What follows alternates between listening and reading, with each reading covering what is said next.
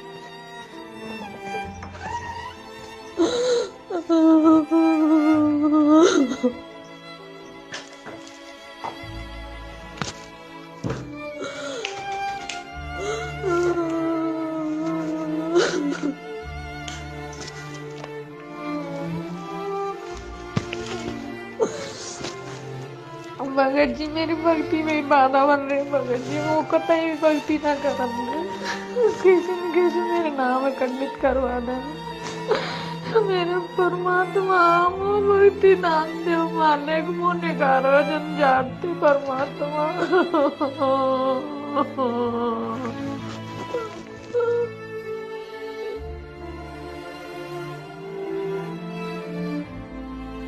बंदी छोड़ सतगुरु रामपाल जी महाराज जी की जय हो। परमात्मा की सभी प्यारी आत्माओं को मुझ पवन दास का सत्साहिब। सत्साहिब गीता बहन, आप पलवल हरियाणा से हैं और आपने जो ऑडियो के माध्यम से अपना दुख, अपनी व्यथा इस दास को अपना भाई समझते हुए बताई है, उसके लिए दास आपका धन्यवाद करता है। देखिए बहन, आज चाहे आपको दुख हो, चाहे मुझ पवन दास को दुख हो, चाहे संगत में से हमारे अन्य किसी भगत भाई बहन को कोई परेशानी हो, कोई दुख हो, कोई आपत्ति हो, किसी को कोई शारीरिक परेशानी है, किसी को आर्थिक परेशानी है, किसी को पारिवारिक परेशानी है, तो किसी को सामाजिक परेशानी है। इस पृथ्वी पे गुरुदेव ने बताया कि सुखी कोई नहीं है। अगर कोई सुखी है हल्का फुल्का तो वही प्राणी है जो आज सतगुरु की शरण में है, अन्यथा यहाँ पे कोई भी व्यक्ति सुखी नहीं है। सुख केवल पैसे का नहीं होता है, सुख केवल बाल बच्चों का नहीं होता है, सुख केवल धन धान्य का नहीं होता है। सबसे बड़ा सुख गुरुदेव ने आत्मिक सुख बताया कि जब आपकी आत्मा इस बात से संतुष्ट हो जाए और एक जगह स्थिर हो जाए कि अब मेरा मोक्ष निश्चित है, मेरा उद्धार निश्चित है, वो सबसे बड़ा आत्मिक सुख है इंसान का। दुनिया का सबसे बड़ा सुख वही है, वरना चाहे कोई टाटा बन के बैठ जाए, अंबानी बन के बैठ जाए, उससे बड़ा दुखी इंसान पृथ्वी पे कोई नहीं है।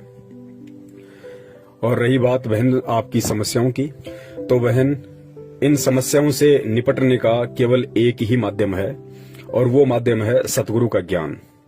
हमने हर स्थिति में, यदि हमने भक्ति मार्ग पे कदम रखा है तो हर स्थिति में हमने गुरुदेव के ज्ञान को आधार बनाकर चलना पड़ेगा।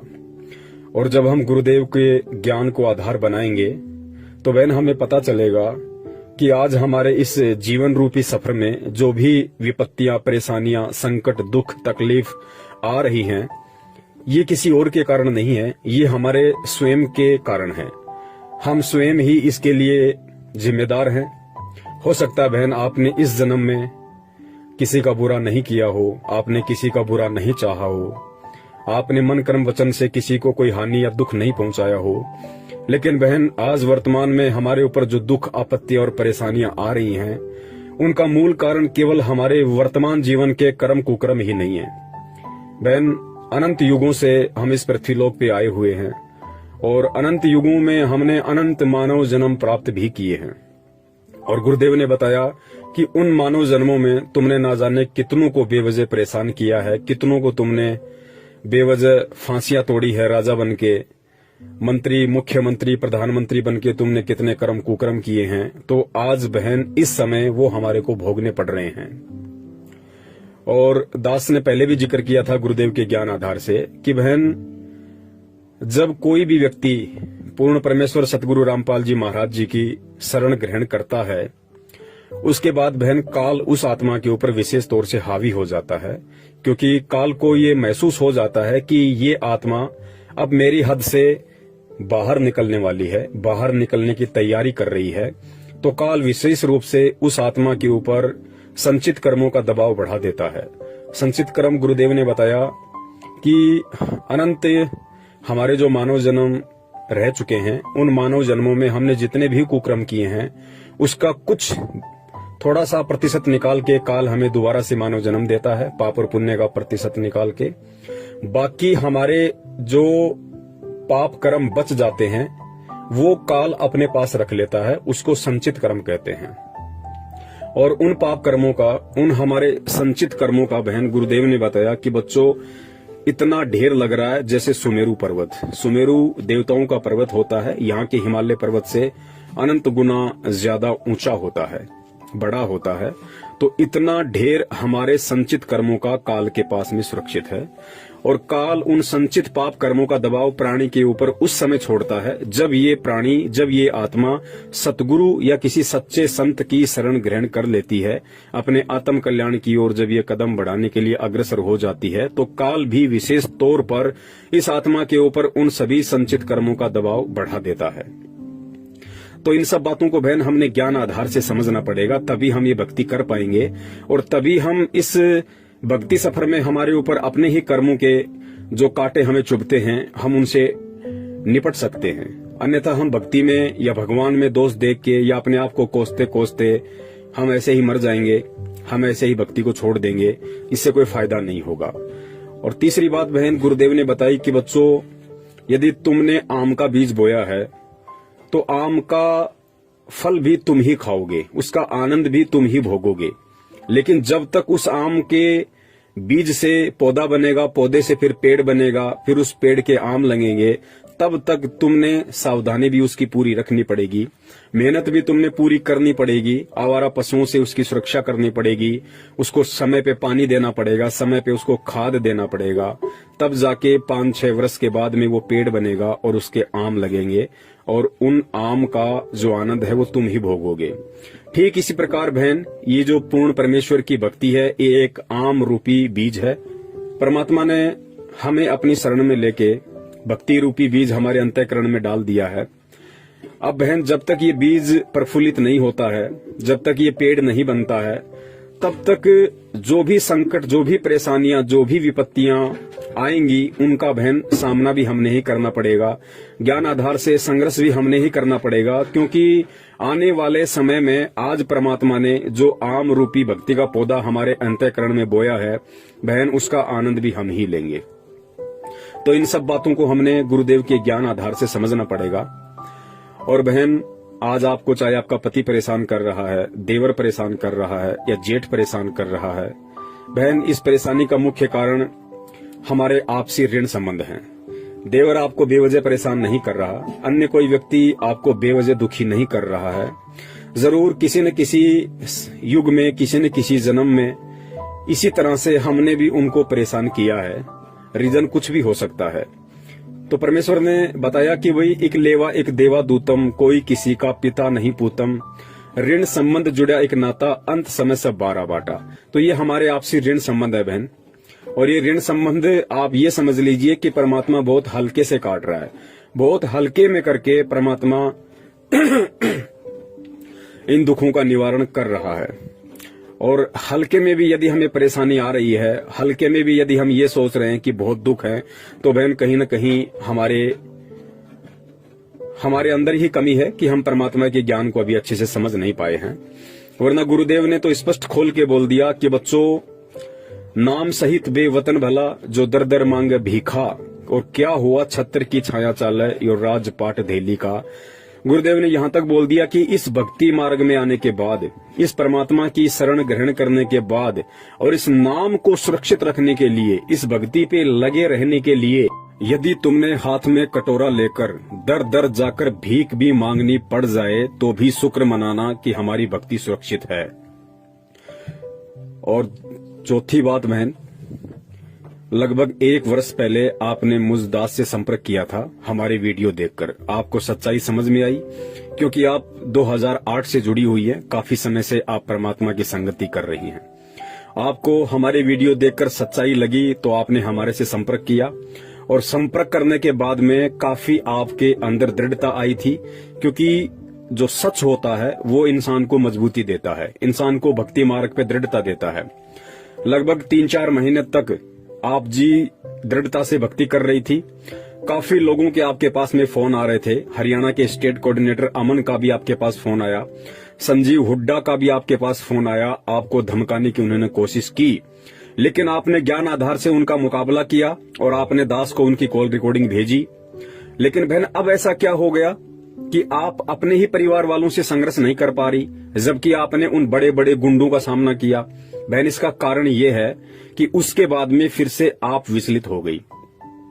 सच्चाई पूरी समझने के बाद भी आप अपने कोऑर्डिनेटर के दबाव में आई, अपने नामदान केंद्र वालों के दबाव में आई, और आपको जब परमात्मा ने अच्छे से समझवा दिया था कि बहन, नाम कभी भी खंड नहीं होता है, नाम परमात्मा का अखंड है। हम रोज नित्य नियम पढ़ते हैं, फिर उसमें आगे जो मंत्र आते हैं हम वो पढ़ते हैं, जिसमें एक जगह आता है कि अचल अभंगी मंत्र। अचल अभंगी का मतलब होता है जो कभी भंग ना हो, जो कभी खंड ना हो। और परमेश्वर की वाणी है कि साहिब का नाम अखंड है और सकल सब खंड। ये सारी सच्चाई आपको पता होने के बाद भी बहन, आप फिर से अपने नामदान संचालक के दबाव में आई और आपने अपना नाम शुद्ध करवाया कि मैं अब सत्सेवकों के संपर्क में दोबारा नहीं आऊंगी और मैं अपना नाम शुद्ध करवा के भक्ति करूंगी। उसके बाद से बहन, आपके अंदर ऐसा क्या हुआ कि आज आप अपने परिवार वालों का भी सामना नहीं कर पा रही। रीजन ये है कि परमेश्वर की वाणी है कि जानबूझ सांची तज करे झूठे से ने, जाकी संगति है प्रभु सौपन में भी ना दे। बहन, पूरी सच्चाई से परिचित होने के बाद भी आपने सत्य का साथ छोड़ा, आपने सत्सेवकों की संगति छोड़ी, तो बहन काल का फिर से आपके ऊपर दबाव बढ़ा, क्योंकि परमात्मा ने अपना पंजा आपके ऊपर से हटाया। और परमात्मा ने अपना पंजा हटाया तो फिर काल के संचित पाप कर्मों का दबाव फिर से आपके ऊपर बढ़ने लगा। वरना वो ऑडियो आज भी दास के पास आपकी सुरक्षित है कि कितनी सूरवीरता के साथ आपने हरियाणा के स्टेट कोऑर्डिनेटर को जवाब दिया और आपने उत्तर प्रदेश के स्टेट कोऑर्डिनेटर संजीव हुड्डा को जवाब दिया, और आज आप रो रही हैं केवल अपने ही परिवार वालों के दबाव के कारण। बहन, परमात्मा 2 स्थिति में अपने भगत की रक्षा करता है। पहली स्थिति तो वो है जो भगत बेचारा नादान होता है, भोला होता है, सच्चाई से परिचित नहीं होता है, तो परमेश्वर उसके विषय में कहते हैं कि शरण पड़े को गुरु संभाले, जान के बालक भोला रे, कहे कबीर तुम चरण चित राखो, ज्यों सुई में डोरा रे। जो अनजान भगत होता है, नादान भगत होता है, भोला होता है, उसको परमात्मा हर संकट से, हर विपत्ति से उसको बचाता है, क्योंकि वो अभी पूरी तरह सत्य से परिचित नहीं है। और दूसरी स्थिति में परमात्मा उस भगत की रक्षा करता है जो भगत परमात्मा के सत्संगों को आधार बनाकर, ज्ञान को अपने अंतःकरण में उतार कर, जो बिल्कुल दृढ़ हो जाता है कि चाहे दुनिया की कितनी बड़ी से बड़ी विपत्ति क्यों ना आ जाए, चाहे घर वाले मुझे घर से क्यों ना निकाल दें, चाहे देश का राजा मुझे देश निकाला क्यों ना देते, लेकिन ये परमात्मा की भक्ति में नहीं त्याग सकता। जैसे मंसूर का परमात्मा ने उदाहरण दिया। राजा के आदेश से धर्म गुरुओं ने मंसूर जी को खंबे से बांधकर उनके दोनों हाथ काट दिए, उनकी गर्दन काट दी। फिर भी मंसूर जी अनल हक ही करते रहे, जो मंत्र उनको परमात्मा ने समस्त वेद ऋषि के रूप में आके दिया था। तो जब भगत परमात्मा के ज्ञान से परिचित होकर इतना दृढ़ हो जाता है भक्ति मार्ग पे कि मुझे दुनिया की कोई बड़ी से बड़ी विपत्ति विचलित नहीं कर सकती, क्योंकि सतगुरु का पंजा मेरे शीश पे है, उसके बाद परमात्मा साईं की तरह उस भगत के साथ में रहता है और उस भगत को परमात्मा हर विपरीत परिस्थिति से, हर दुख से, हर संकट से उबार लेता है। लेकिन बहन सच्चाई का पता लगने के बाद फिर आपने अपनी कमजोरी दिखाई और उसी का ये परिणाम है कि आज आप अपने भी परिवार वालों का सामना नहीं कर पा रही। कोई बात नहीं बहन, आप सच्चाई का साथ दें या ना दें इससे कोई फर्क नहीं पड़ता है हमारे ऊपर। सच तो सच रहेगा। परमात्मा के बच्चे लगे हुए हैं। दास कल तक अकेला था, आज परमात्मा के हजारों की संख्या में सत्सेवक और सत्सेविका हो चुकी हैं। परमेश्वर का जो सत्य ज्ञान प्रचार है वो दिन दोगुना रात चौगुना रफ्तार से बढ़ रहा है। मीरा का उदाहरण दिया बहन गुरुदेव ने। मीरा जी का उदाहरण केवल इसीलिए दिया था क्योंकि जो माता बहनें छोटी छोटी बातों को लेके, छोटी छोटी परेशानियों को लेके सतलोक आश्रम बरवाला में, करोथा में परमात्मा को दर्शनों के समय अरदास लगाया करती थी, उनके आगे रो दिया करती थी कि परमात्मा बेटा भक्ति नहीं करने दे रहा, परमात्मा पति भक्ति नहीं करने दे रहा है, सारे परिवार वाले मेरे विरोध में आ गए, जबरदस्ती मेरे से देवी देवता पुजवाते हैं। तो परमात्मा ने मीराबाई की कथा हमें इसीलिए सुनाई थी कि उन पुण्यात्माओं को दृढ़ता मिले। और गुरुदेव ने कहा कि जब आज से 600 साल पहले मीराबाई एक लड़की होकर, जिस समय ठाकुर लोग अपनी बहन बेटियों को घर से बाहर तक नहीं निकलने दिया करते थे, उस समय मीराबाई रातों को सत्संग सुनने जाया करती थी। वो भी तो एक औरत थी, वो भी तो एक लड़की थी। जब उस समय की मीराबाई संघर्ष कर सकती है तो आज 21वीं सदी की माता बहनें परमात्मा की शरण में आके संघर्ष क्यों नहीं कर सकती? क्या मीराबाई के कोई 4 हाथ पैर थे? तो बहन इन सब उदाहरणों को हमने अपने अंतःकरण में उतारना पड़ेगा। गीता बहन, ये जीवन बहुत ही थोड़ा है, समय का कोई भरोसा नहीं है कब हमारी सांसें पूरी हो जाएं। बहन ये दृढ़ निश्चय कर लो कि हमें परमात्मा मिल चुका है, हमें भगवान मिल गया है, और वो भगवान मिल गया है जो हमारी आत्मा का उद्धार करवा सकता है। तो बहन ये जीवन हर स्थिति में परमात्मा के चरण कमलों में समर्पित कर दो। दुख परेशानियां किस पे नहीं आती। खुद गुरुदेव ने दुख सहन करके, दुख उठा के इस भक्ति मार्ग को उठाया है। और आज खुद परमात्मा के अपने, जिस प्रकार आपके देवर जेठ आपको परेशान कर रहे हैं, आपके ऊपर दबाव डालते हैं, ठीक उसी प्रकार खुद उस बंदी छोड़ के जो सांसारिक इस काल लोक में जो बच्चे हैं, बच्चियां हैं, उनके रिश्तेदार हैं, उनके भाई बंधु हैं, उन्होंने बहन कितनी घाल घाल रखी उनके साथ में। कितने दुखी थे परमात्मा सतलोक आश्रम बरवाला में कि इन नादानों को इतना ज्ञान देने के बाद भी ये मुझे समझ नहीं रहे, ये मुझे पहचान नहीं पा रहे और इस भक्ति को मजाक में ले रहे हैं। मेरी शरण में आके ज्ञान को अच्छे से ग्रहण ना करके और केवल दान के ऊपर अपनी मौज मस्तियां कर रहे हैं। मुझे केवल एक एटीएम मशीन समझ रखा है, मुझे केवल एक चलता फिरता बैंक समझ रखा है कि जब तक हमारे पिताजी जिंदा हैं या जब तक हमारे ताऊजी जिंदा हैं, या महेंद्र जी ने सोचा कि जब तक मेरा भाई जिंदा है, सत्संग कर रहा है, संगत जुड़ रही है, तब तक पैसा आ रहा है, और पैसा आ रहा है तो हमारी मौज मस्तियां हो रही हैं, हम लोगों ने अच्छी खासी प्रॉपर्टियां बना ली हैं। तो बहन इस तरीके से देखो किस कदर उन लोगों ने भी तो परमात्मा को दुखी किया।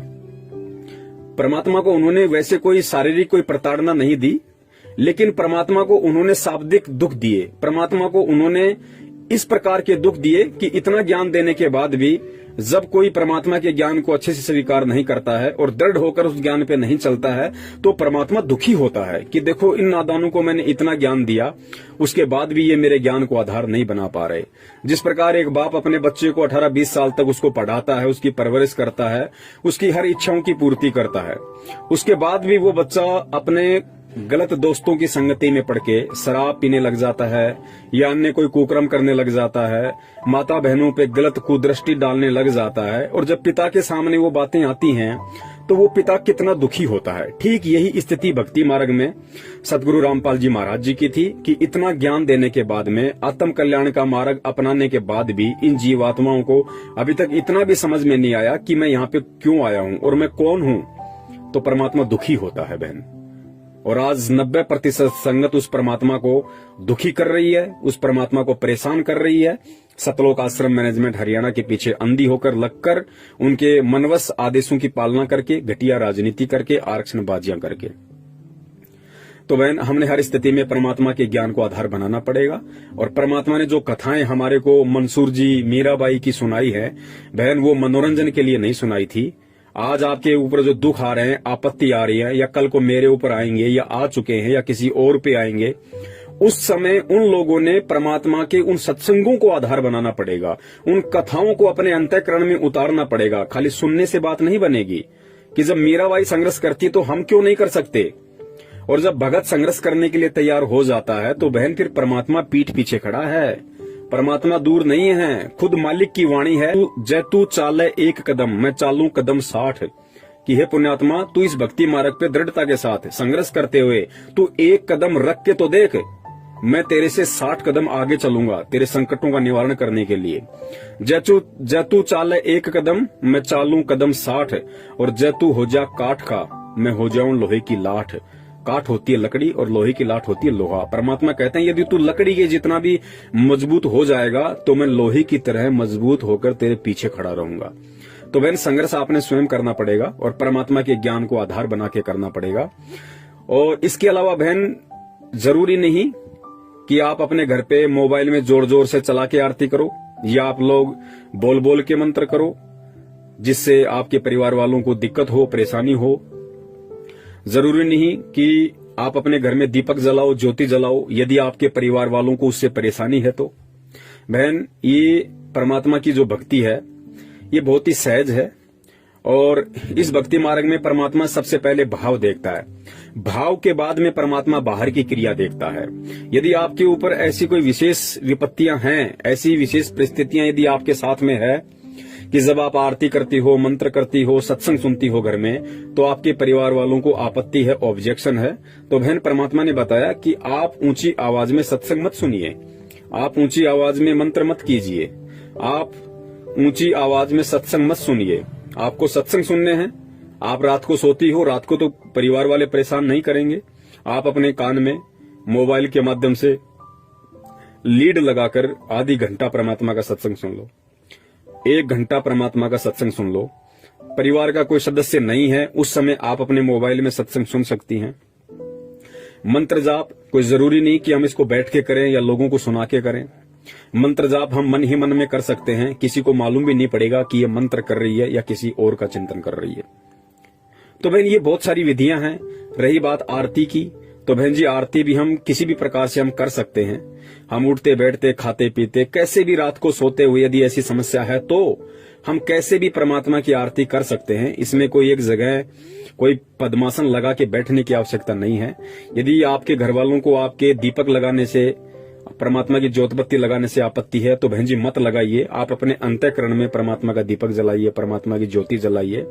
और अंतःकरण में परमात्मा का दीपक और ज्योति जलाने का मतलब है कि हम परमात्मा की शरण में बने रहें, हम परमात्मा को अपना परमेश्वर मानते रहें, हम उनको अपना पति परमेश्वर के रूप में स्वीकार किए रहें।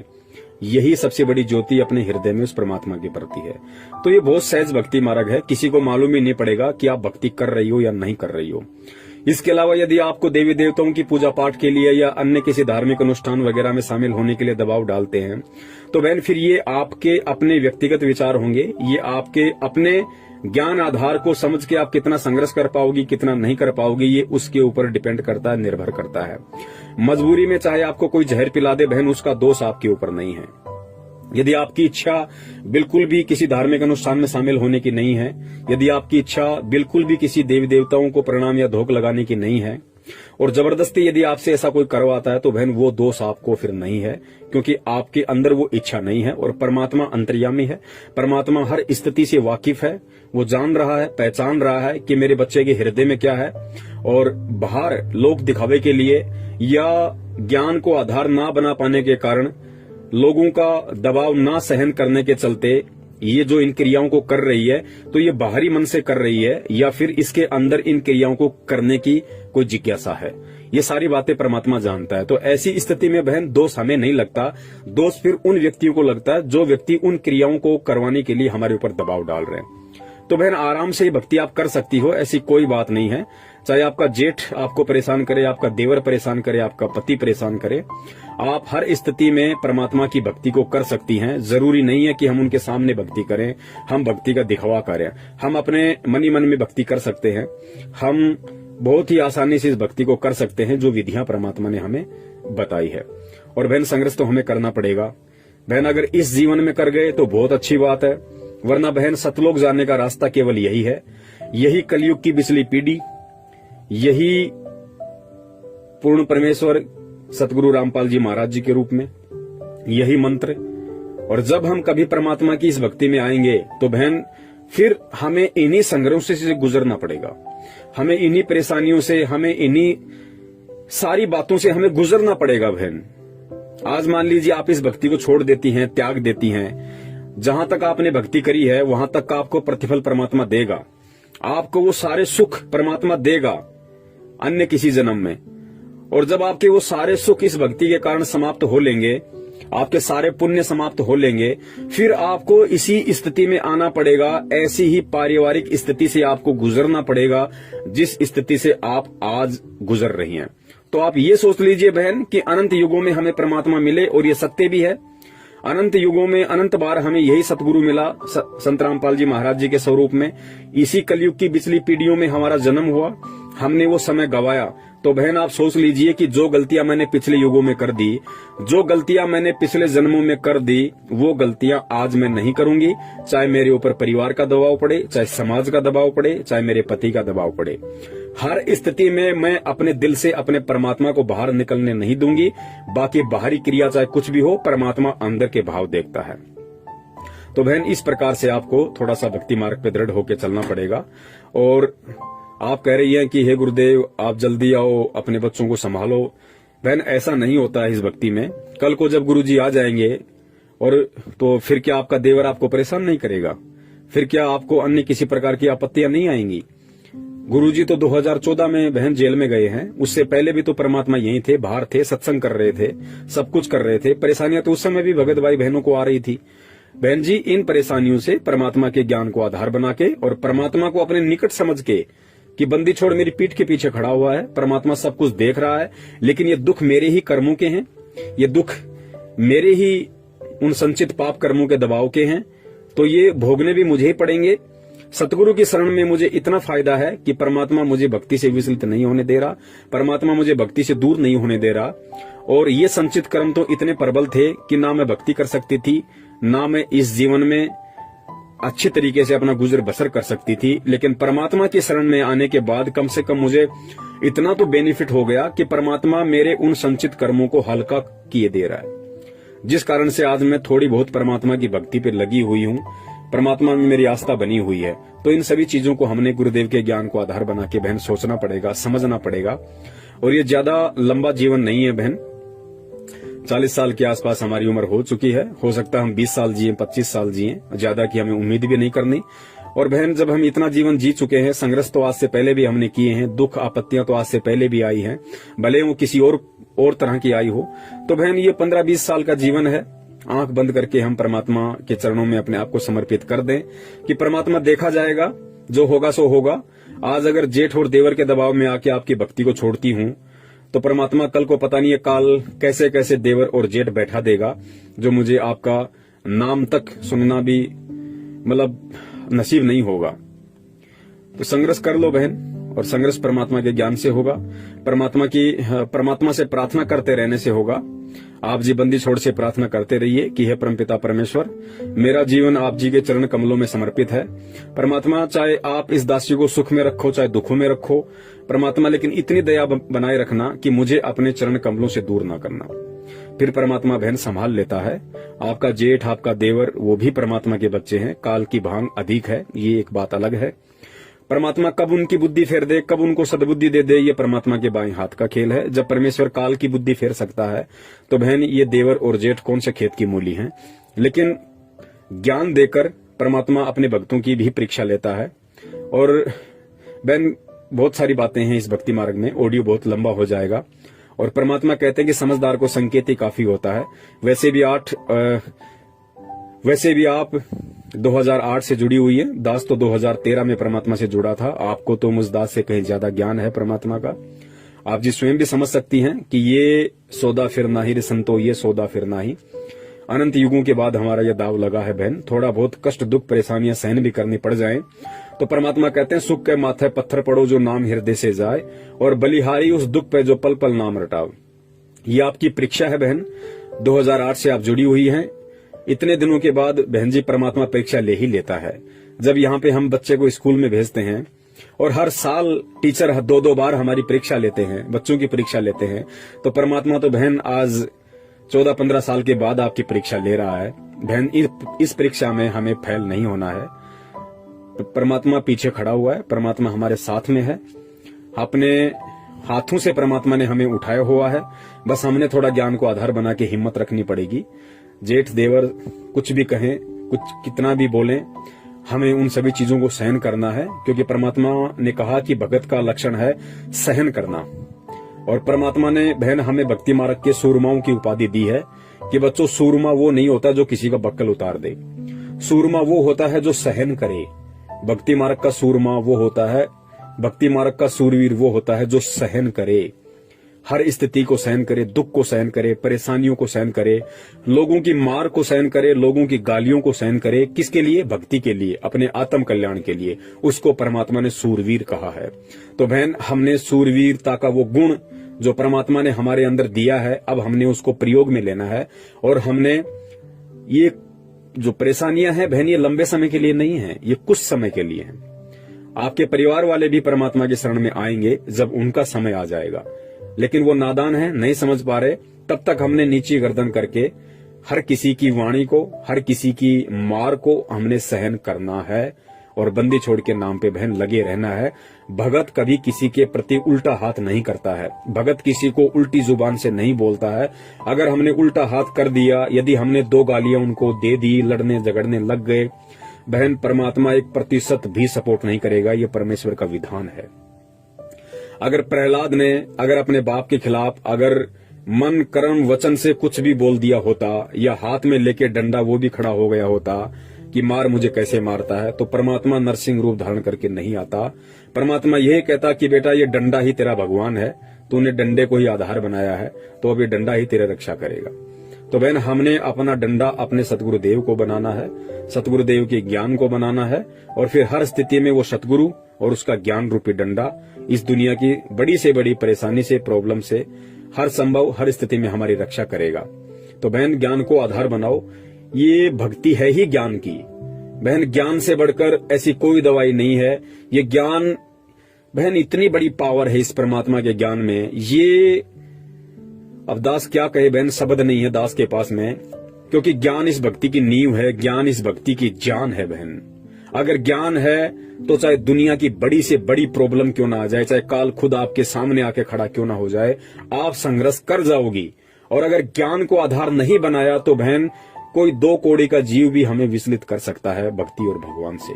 तो बहन, हर स्थिति में ज्ञान को आधार बनाओ, हर स्थिति में परमात्मा से प्रार्थना करती रहो, और हर स्थिति में चाहे कैसा भी दुख हो, कैसा भी संकट हो, अपने मन ही मन में, अपने अंतःकरण में परमात्मा को बसाए रखो।